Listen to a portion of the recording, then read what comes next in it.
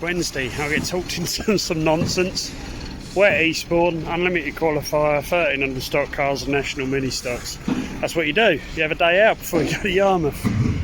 First couple of races not been too bad, to be fair, so we'll have a couple of cheeky pints and then get ready for Yarmouth in the morning. Good morning, we're loaded, we're dieselled up, about 100 quid's worth, and we're off to Yarmouth. Didn't do a video down the yard, very little to do, order shot car. So just checked it over, spark plugs, make sure the tracking's good, sort out the spares, charge the battery, and we're sort of ready to go. I'll put the harness in it and that. Got about 3.5 hours, so let's see what the day brings. 10 to 1, not far from Mildenhall track, stopping for breakfast on the way to Yarmouth.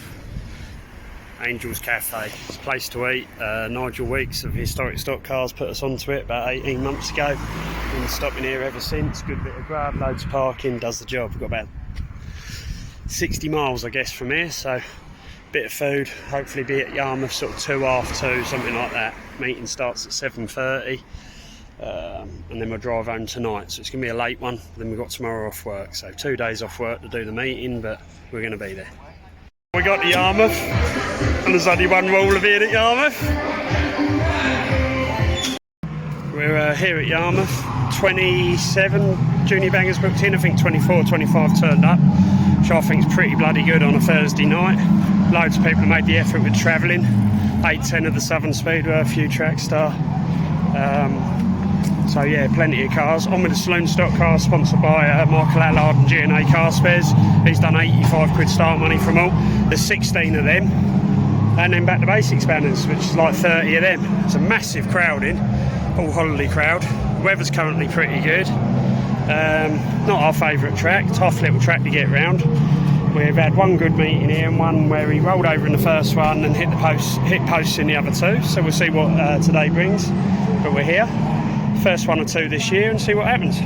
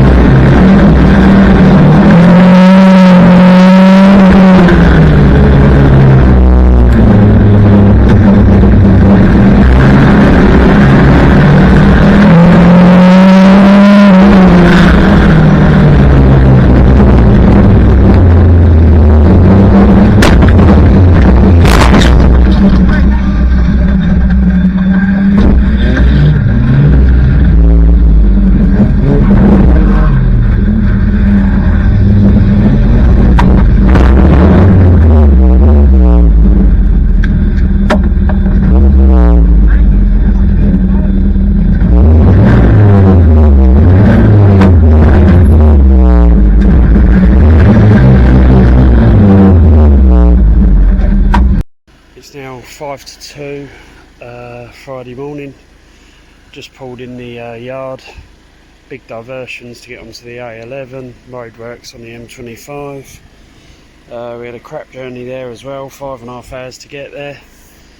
390 mile round trip, something like that. So it's a tank of diesel, bit of food, everything else, pay for everyone to get in. It's sort of a £250 night out. Just gives you an idea what people are spending just to be out on track. But we're back. We'll cover obviously the in-car, and weren't the best of meetings, but we'll get into that in more detail. But glad to be parking the truck up. And that was the meeting. That's all I can think of saying, really. It was just one of them nights. I encouraged Harry to stay back a little bit in the first one, expecting it to be a bit messy. Traditionally Yarmouth is. Thought first couple of laps would be messy, pick your way through, keep your wheels on the car, and then anything can happen.